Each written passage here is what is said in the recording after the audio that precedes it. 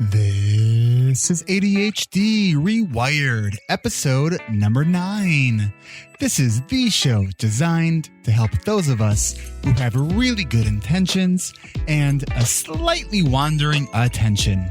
Whether you have ADHD and you want to learn more about it, or you are looking for ways to organize your time, your things, or the many details of life so you can get more done, this show is for you. My name is Eric Tivers. I'm a licensed clinical social worker, coach, and consultant. We know that starting can be the hardest part, so let's get started. But first, let me tell you about this. The Attention Deficit Disorder Association, the nation's largest organization focused on supporting adults with ADHD, will be holding its annual conference in Orlando, July 24th through the 27th. Come meet me and hundreds of other adults just like you. Let them know you heard about it on ADHD Rewired by using the link ada.adhdrewired.com. That's adda.adhdrewired.com. ADHD Rewired, episode 9, take 2. That's right. This is the second time that I am sitting down to record this episode. I started recording this episode on Monday, the 28th. And let me tell you, I was kind of in a brain fog that day. I just didn't have the structure that I needed to put together a good show. I was kind of all over the place. And I kind of realized that. So I regrouped, rewired my strategies, and I am going to hopefully deliver to you a great show today. And what we're going to talk about is calendars and calendaring. So when we think about calendars, some people might have an immediate thought of, oh, I've tried those, they don't work for me, or I don't know where mine is, or they've had a hard time sticking with it. So I'm going to actually be giving you guys a lot of information today. And I'm going to first start with an overview of the content for today's show. I'm going to talk to you briefly about starting a habit, because if you're not using a planner right now, the first area that we need to discuss and focus on is habit creation. Then I'm going to give you tips for success on using a planner. I'm going to talk to you about features to really consider in using a planner. We're going to talk about strategies in using it. We'll look at paper planners. We'll look at electronic planners. Then we are going to look at the electronic app, the app that I use for my iPhone and iPad. And I'm also going to talk to you a little bit about a feature using Google Calendar.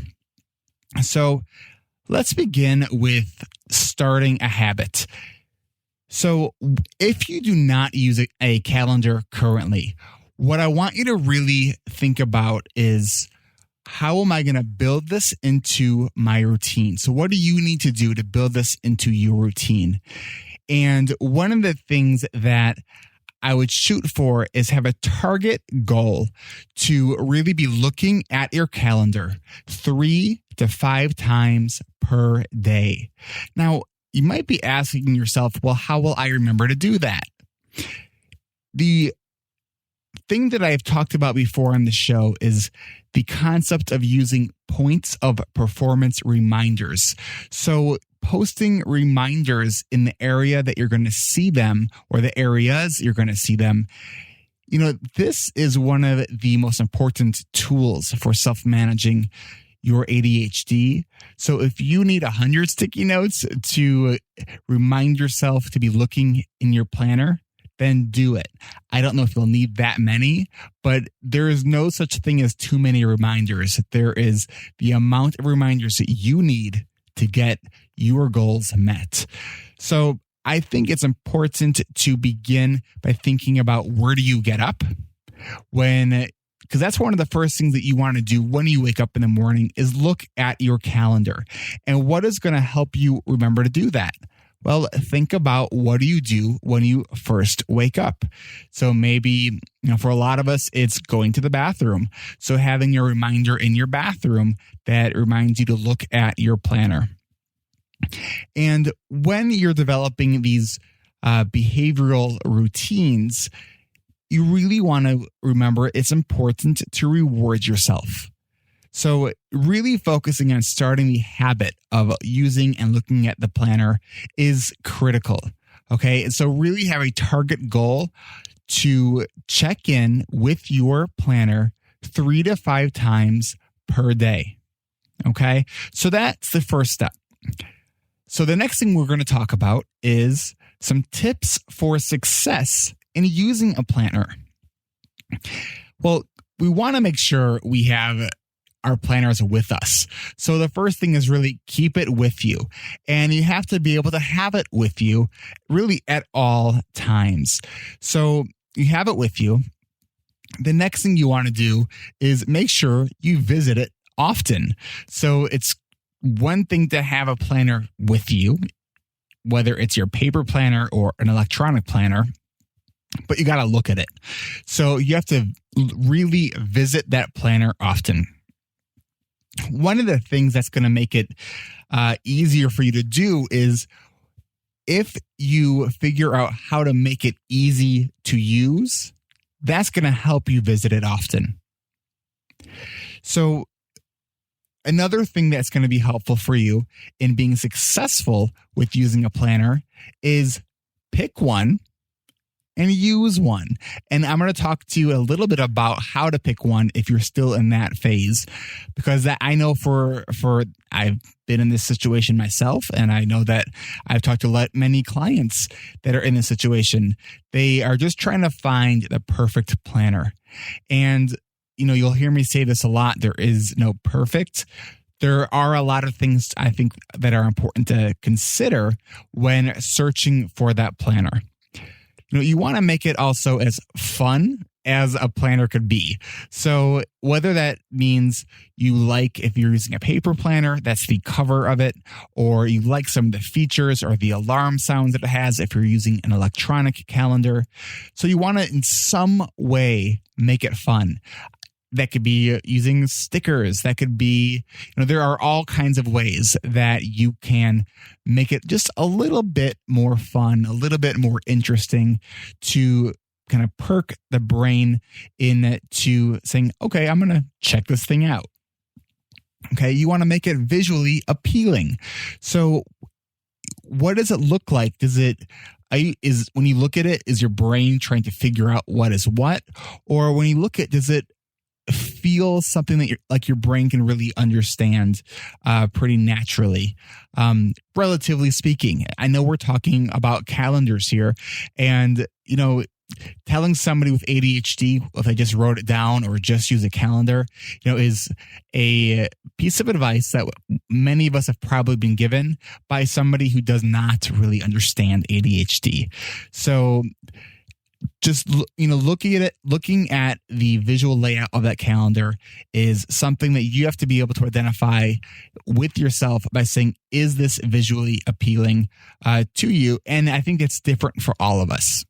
I do think the things that are important, though, are the areas that are important. Do they stand out to you? Okay, so that was some of the just kind of general tips for success in using a planner. Now, next, we're going to talk about features to consider when choosing a planner and deciding if this is the planner for you. So all of our days and all of our lives are different, but we all have things that fill our day. And some of the features that I think are really important, no matter what kind of planner you are using, whether it's paper or electronic, is finding out and thinking about how does the planner break up time. I recommend that it is important to use a planner that breaks up time in 15-minute increments. So those 15-minute increments can be a variety of different things. They can start, let's say, at 8 in the morning and go to 8 p.m. Everyone's day is a little bit different, but I think it's really important to be able to see time accurately and spatially, that you break up those 15-minute time tasks. Because I think to get a better understanding of time, you really have to understand that 15-minute time window. Okay. All right. So the next thing is, given that the day is broken up in 15-minute time increments, the next thing to look at and to kind of zoom out a little bit is look at the week. I think it's critical that a planner has the same amount of time every single day of the week. I see a lot of planners that Monday through Friday, they give you a lot of space, but then Saturday you have like half the space that you do on Monday through Friday, and Sunday you have even less space. And for people with ADHD, we actually need maybe even more space on Saturday and Sunday, if you work on Monday through Friday kind of job, because we need to really schedule our free time in order to structure it. Because when we feel like we have all the time in the world, that's a recipe for disaster often when you have ADHD. So we really have to schedule our tasks. Okay, so I said we need the 15-minute increment to really, as our day view. We need to be able to have the same amount of time 7 days a week. I think we also need to make sure we have a month view as well within the calendar. So I think the target view that we should be having and we should be visiting most often each day is our week view. So looking at our day within the context of a week view is going to help us know what we're doing and what's coming up. Okay. So having those features of a 15-minute increment, something that gives you the same amount of time 7 days a week, something that gives you both a week view and a month view, are critical elements of your calendar and a planner. I also think other features that are important are to be able to have places to add tasks and places to add notes. So I think those are some really important features to consider when you are looking at a calendar or planner. Okay, so now we're going to talk about strategies in using whatever planner it is that you choose to use. So I think it's important that you visually block out all of your timed tasks. So if you have an appointment at 10 o'clock and it's supposed to go to, say, 11 o'clock, write the name of your appointment at 10 o'clock and then draw a line or fill it in whatever way is visually appealing to you. So you see exactly how much time that appointment or that task is scheduled to take. Okay. Also, plan for the pre stuff, so that kind of setup or the cleanup of a given task.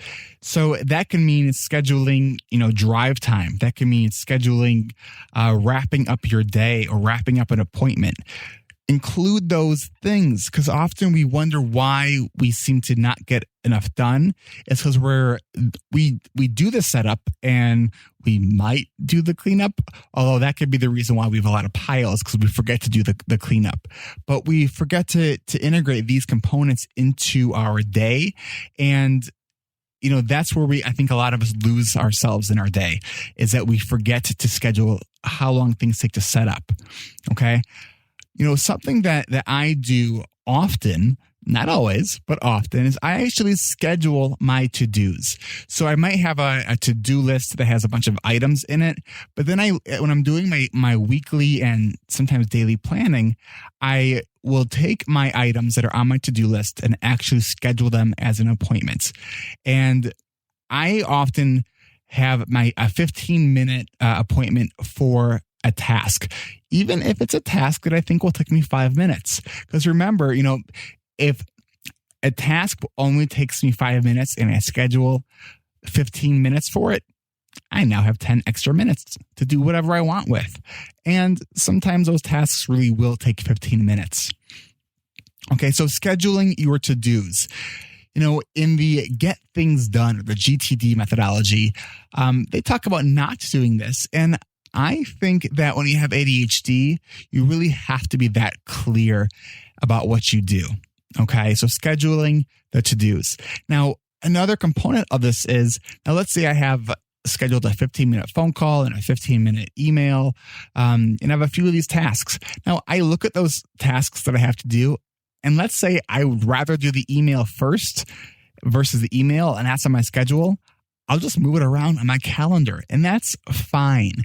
But I think that it's really important to really have an intended time that you are planning on doing things. Okay. Also, when you are creating events in your calendar, have a place to put relevant notes. Don't think to yourself that, I'll remember this stuff at the time of the appointment. Remember that episode a while back that I had where I talked about the lies we tell ourselves? The number one lie being, I'll remember that. Okay. Put all that relevant information where you will need it. There are lots of applications that you can, let's say you need information from an email at a given appointment. There are applications that you can drag and drop an email into a calendar event, so you have all that information needed at a given appointment. Okay, so import all your notes into your calendar. When you are creating a schedule, don't forget to schedule margin.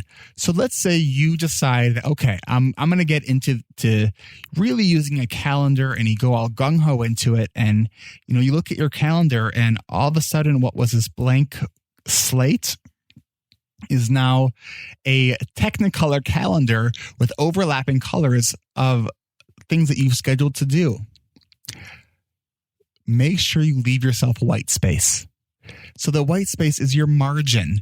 It's the in-between times. It's the unpredicted times. It's the times when something urgent that you didn't plan on needing to attend to comes up.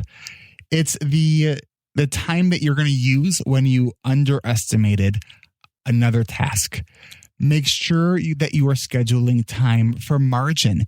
And I think that, scheduling at about 70% of your day is probably a good way to go about it.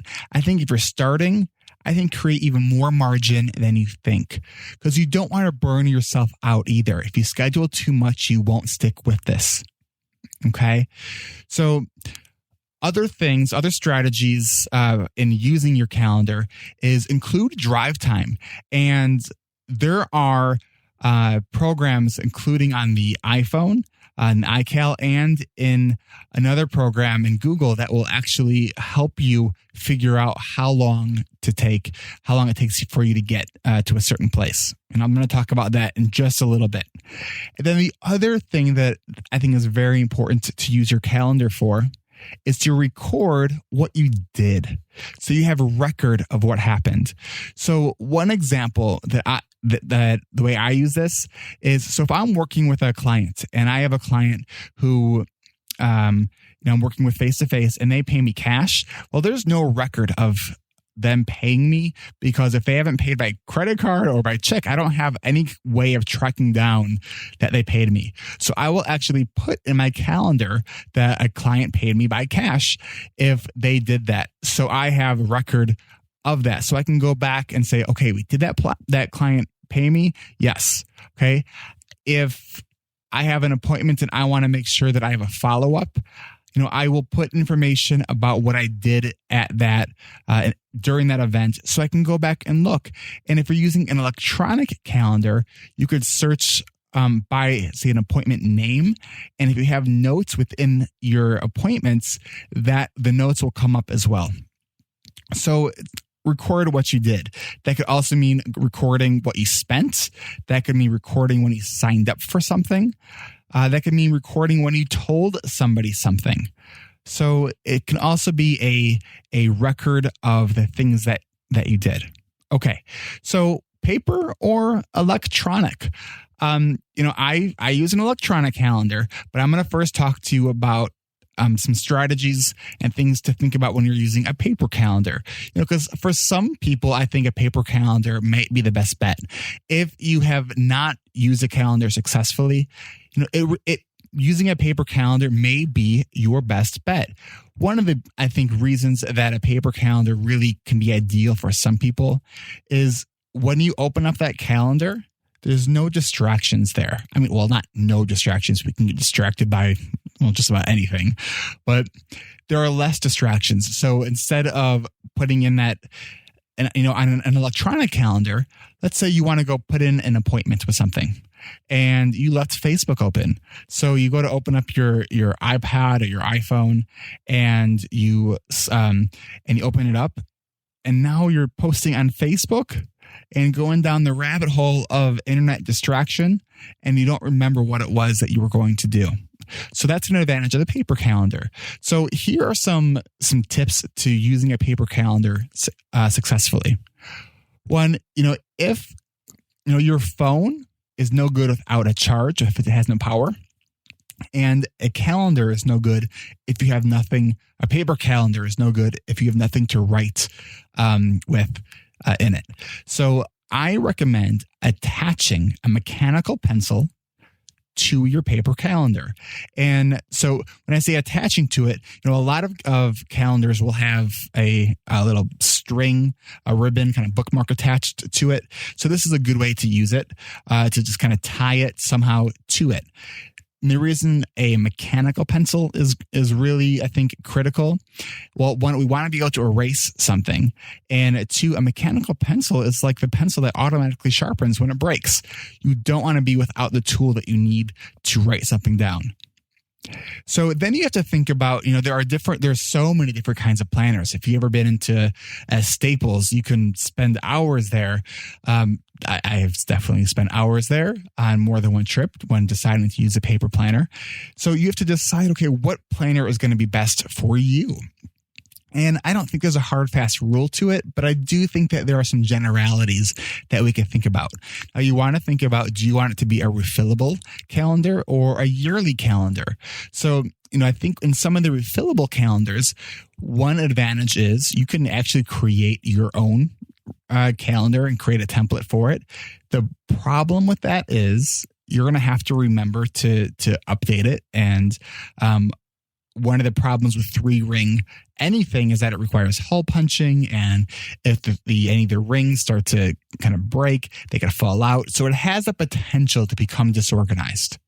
Okay, so the yearly calendar might be a better option if that's your case. But if you want to be able to have a calendar that gives you the most amount of detail. So let's say a daily calendar that gives you 15-minute increments, 24 hours a day, because there are those calendars.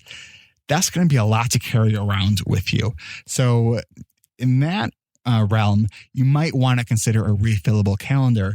But one of the things you might want to do is about 2 weeks before you run out is schedule and put it in your calendar, maybe with a sticky note, to update the calendar. So file the what you have in there and then upload or fill in what you're going to put in next. So probably 4 or 5 months at a time, maybe 3 months at a time, depending on how thick the paper is and how much you want to have with you.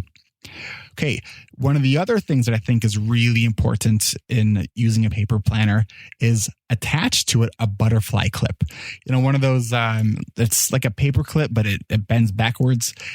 These things are super cheap, and it's important for 2 reasons. One, keep it clipped to the day or the week that you were on.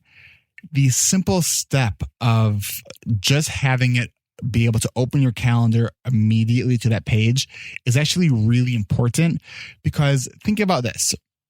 With ADHD, we struggle with working memory. And remember, working memory is that ability to keep a piece of information in mind while you are doing something. So if you don't have that butterfly clip, one of the things that might happen is you open up your calendar while you have this piece of information in mind about what you want to actually put in your calendar. And you're flipping through it. Now you're thinking, okay, what's the date? And as you're flipping through it, processing what you're seeing, you're having to think about what the date is, while keeping the piece of information in mind of what you want to put in there. By the time you possibly get to that date, you forgot what you were going to put in. Okay.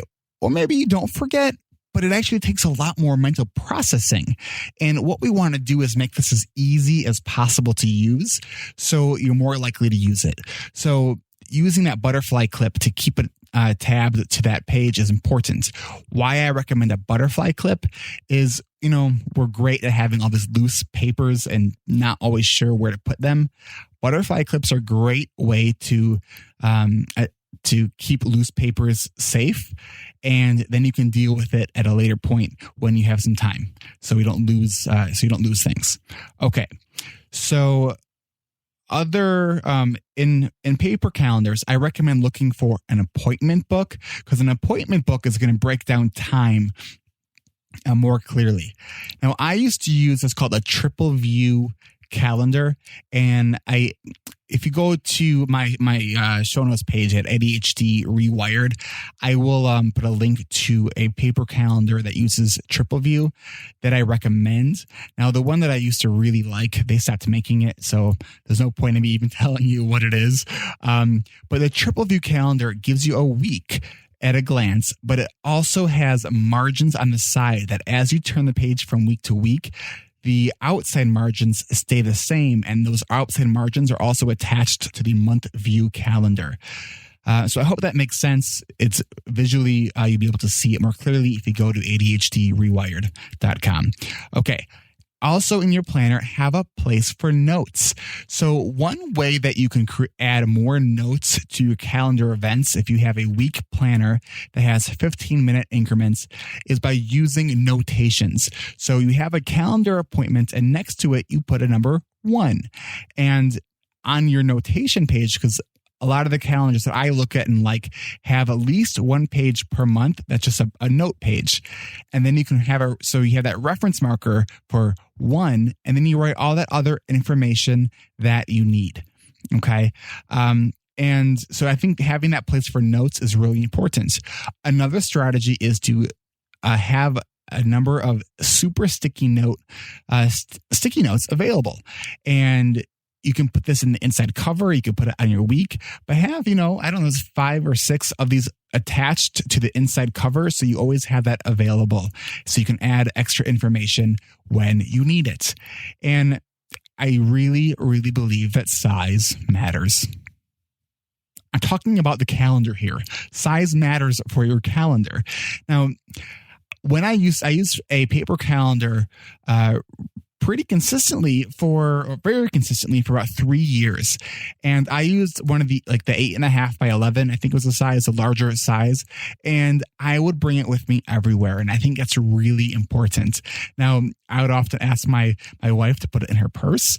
But when, if she didn't want to bring her big purse with her, I would bring just an over the shoulder bag that I would carry with me. Is it a pain? Yeah, a little bit. But what's more of a pain is having ADHD and not having the things that you need to help yourself be successful. So, you got to look at the cost benefit analysis of, okay, so I have to carry this bag. It's a little bit of a pain, but I feel way better about how I'm doing when I have the tool with me at all times that helps me be successful. So I think that's important. Now, if you think that you will leave something behind or lose it, maybe then you do need to use a small one that fits in your pocket. I'm sharing the things that work for me and that work for many of my clients, but I've had exceptions to the rule, and you got to find what works for you. Okay, so that's paper calendars. Let's move on to electronic calendars. Now, some of the advantages of using an electronic calendar is you can have alarms and notifications sent to you. You can have all kinds of alarms and notifications sent to you in a variety of ways. They can be an alarm that is on within the program that you're using. They could be notifications that are sent by text message or email. So there are different programs that do different things as far as how it notifies you. Also, with an electronic calendar, you could set up repeating events. So instead of having to go through and write something in every single week, you can repeat the event in most calendar programs. Now, some calendar programs, you have basic options like weekly or monthly. Some other calendar programs have some more sophisticated algorithms on how you can repeat an appointment. And I'm going to talk to you in a little bit about that. One of the other things that I think is awesome about electronic calendars is just that ability to create different colors for your calendars. Now, I think when I started using an electronic calendar, I used a lot of different colors, but they didn't mean anything. All they did was it allowed it to pop out more. Because if everything's just the same color, my brain just kind of looks at it all the same. I need things to kind of visually break up my space of what I'm looking at. Okay. But what I currently have is I have a number of different calendars in my calendar system that all are for something else. So my face-to-face client time, I have as one color. And so it's one calendar that I have set up in iCal. I have coaching clients. I share calendars with some of my coaching clients. So, if they have something that they are wanting to do, they put it on their calendar, and now not only have they scheduled it for themselves, I see that they have scheduled it. So there's an element of accountability. And if I think that there might be something that they should be thinking about, I may add something to their calendar for them to think about. So it's really right there for them. So there's an element of accountability. Okay. So as I was kind of saying, one of the advantages of electronic calendars is you can share the calendar. So this has a variety or a number of different benefits to it. One, it cuts down on the need to communicate with others. So if, with your family, sharing a calendar with your family is a great thing when you have ADHD. I think one of the challenges is that if you want to schedule these things and, there will be sometimes you schedule appointments with yourself as tasks and you don't get it done. And so maybe a family member is wondering why you didn't get it done. So part of the communication you have with a family member may be just talking about that you are doing this because you are intending on doing it and you are trying different things. So, just kind of putting it out there, having a little bit of accountability regarding that. And so I think that's really important as well. Now, if you have younger kids, now this is something that I learned kind of the hard way. I have a 2.5-year-old, and you share a calendar with your partner. And so my calendar I share with my partner. With my wife, I had to change the settings on my calendar to view only. So she was not able to edit that calendar. And the reason why is because I noticed one day I had an appointment for AJX5 and another one for MP*7. And I knew that I could only mean one thing, that my son was putting in calendar events. He's pushing buttons. And so I realized, oh my goodness, if he's doing that, he could be deleting stuff. And so I, kind of panicked and immediately set it up where my calendar, she could see what I do, but she doesn't have the ability to edit it. So that's something to consider if you have young kids who tend to take over your phone. Okay, so another thing why it's an advantage to use an electronic calendar is that it's in the cloud.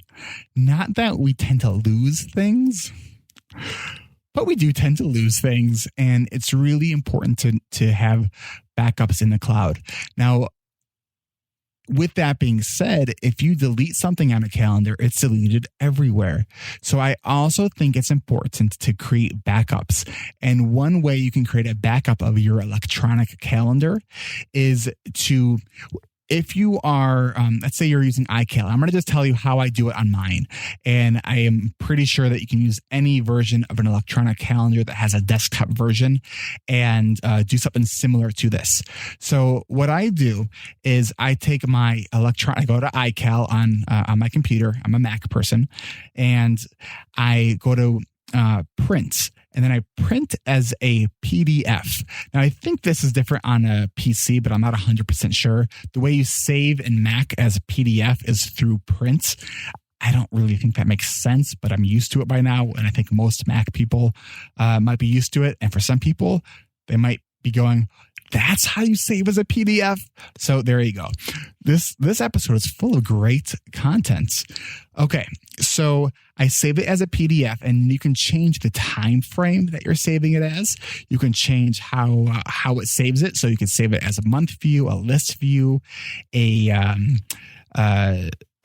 week view, however you want to. So I do those kinds of backups periodically. Okay, next. I just realized I was tapping my desk, and I probably shouldn't do that when I'm recording. Okay, so with electronic calendars, now I'm going to tell you what my tech tip of the week is. My tech tip of the week is an app that I use called Calendars 5. Calendars 5 is available on the iPhone and the iPad and any versions. I'm sure it's on the iPod as well. So here's what I like about Calendars 5. Now, let me tell you too, I used to just use the iCal on iPhone and iPad for quite some time. And then when they had their updates, I don't remember how long ago it was, that just kind of changed the real visual interface of it. I really did not like it. So I searched and I spent a lot of money on looking for different calendar apps. And this was the best one that I found. It's not everything I want it to be, but it's the best one that I found. And I'll tell you what I like about it. Calendars 5 syncs well with iCal and Google Calendars. One of the things I really like about it is because most of the things that are on my calendar are appointments, and most of my appointments are 45 minutes. In iCal, your default time is 1 hour, and there's no way to change that. In Calendars 5, you can change your default default appointment time to whatever you want it to be. And mine's 45 minutes. So by being able to do that, that reduces a step that I have to do by adjusting the time. Another thing that I really like about Calendars 5 is the ability to really customize how an event repeats itself. So you can do it every week on Tuesdays and Thursdays. You can do it every other week on Tuesdays, Thursdays, and Fridays. There's a lot more kind of sophistication in how you can repeat an event. Okay, you can do it every 3 weeks. You can do it every 15th of the month. There's a lot of different ways to set up those repeats. And I think that's really nice. And I'm surprised that more calendars don't have more of those options. Another thing that I think is critical for lots of people with ADHD is the alarms and reminders about those calendar events. In iCal, you can have 2 reminders. Okay, and this is on the iPad and iPhone. In Calendars 5, I think it's endless. You can have as many reminders that you want, and you can be reminded, and I think it's about any time from a minute to 5 minutes to 5 days to 5 weeks ahead of time of the event. Another thing that I like about Calendars 5 is, and you can't do this surprisingly on iCal, is you can, if you have an appointment, and let's say you want to move it, or you want to add another appointment that's a duplicate, you can tap the appointment time, then let go. Then you'll have an option of delete or edit or copy. So you can copy that appointment and then paste it into another time slot. So those are the features of Calendars 5 that I really like. What are your favorite calendar apps? Let me know that. Post something on either my website, ADHD Rewired, or go to my Facebook page. And I now have started a Facebook group. So if you just do a search on Facebook for ADHD Rewired, you will find both the group and the Facebook page. Okay. I mentioned before that there was something about Google Calendar that I wanted to tell you about. So I use Google Calendar a little bit, but what I actually want to talk to you about is something called Google Now.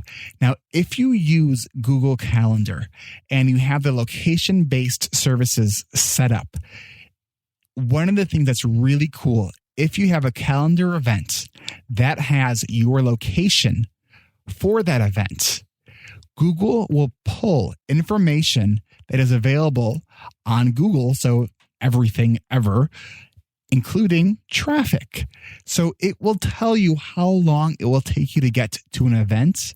And now, that being said, iCal also does this, but you have to have, again, the address of the location of your event in your calendar. But one of the things that Google Calendar does that I don't believe iCal does is if you have that scheduled time of how long it will take you to get there already kind of set up and there's traffic, Google Now will send you a notification letting you know you need to leave earlier because there's traffic. Now, to me, that's really awesome. So that's Google Now. And Google Now is kind of the response to Siri. I haven't used it a whole lot, but I've seen some features that I think are maybe a little bit better than Siri.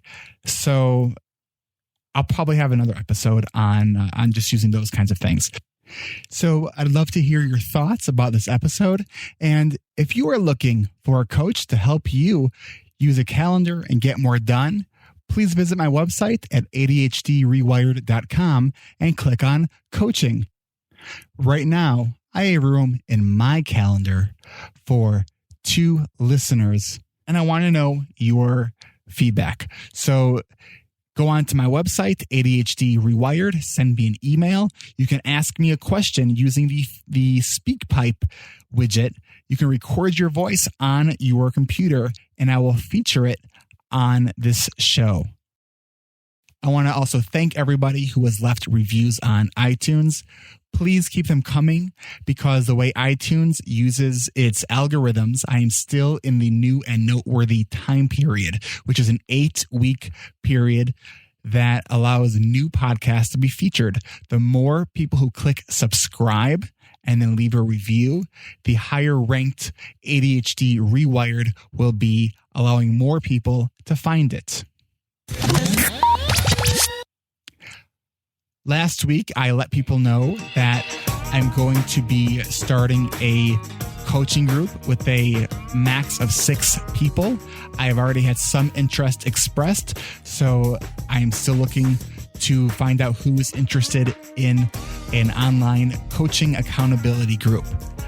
Email me through the website and letting me know that you are interested in the group. So in the subject line, just put Rewired Coaching Group. I'll contact you after you do that. Also, the contest that I announced last week is still actually going on. When I announced the contest, I kind of screwed up on the dates. So I think I said that the contest was going to end on April 30th, which is a problem because it's April 30th right now. So it's going to go until May 15th. And there'll be more info. Just look up on my website, go to ADHD Rewired, click on contest, and all the rules and everything you'll need to know is there. The basis of it is you could enter to win either an ADHD t-shirt that looks like the AC/DC logo or a time timer.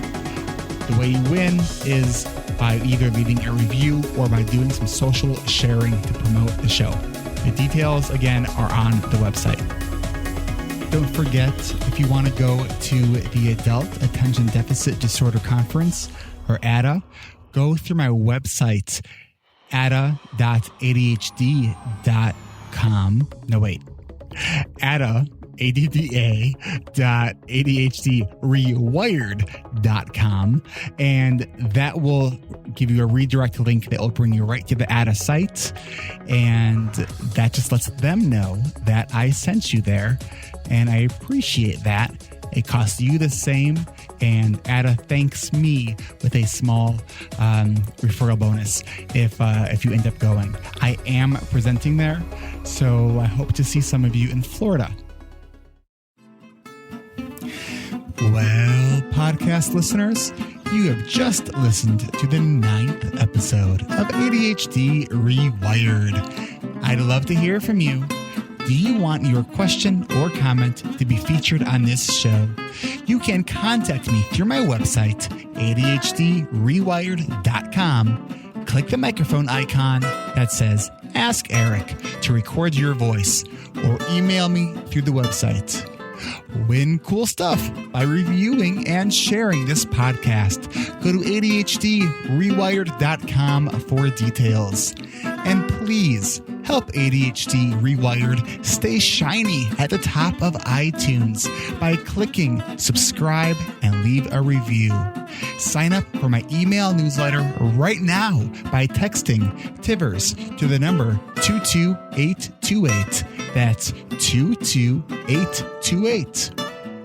Or you could sign up at my website, ADHDrewired.com. And I promise you, I will send it to you much less frequently than I actually intend. This week on Facebook, I posted the question asking people to complete the sentence, ADHD is. With over 110 responses, I'm going to leave you with my top 3. One person said, like going on the internet for one thing, but the tabs keep multiplying with new and interesting information. At the end, you never get done with anything. I had someone else say, ADHD is showing up for an appointment that you wrote on your calendar and it was the wrong day. And here was my favorite one, and I did ask her permission to use her name. This was from Crystal Johnson Osbrooks, who I think put it best. And here's what I'm going to leave you with. ADHD is self-aware with no self-control. Until next time.